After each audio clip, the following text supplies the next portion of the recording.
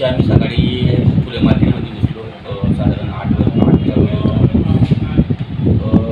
फुले मार्केटमध्ये तर काही आढळून आले नाही, पण फुले मार्केटच्या ऑपरेटरांनी जैन मंदिर, बळीरामपेठ, शहर गल्ली, वैभव गल्ली अशा विविध बारीक बारीक गुळांमध्ये त्यांना मोठ्या मोठ्या पेट्या, टेबल, खुर्च्या लपून ठेवलं होतं.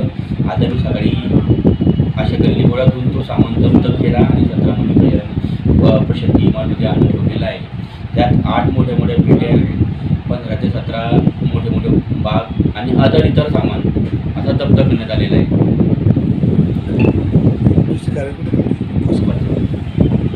दुसरी कारवाई कोणत्या ठिकाणी करते?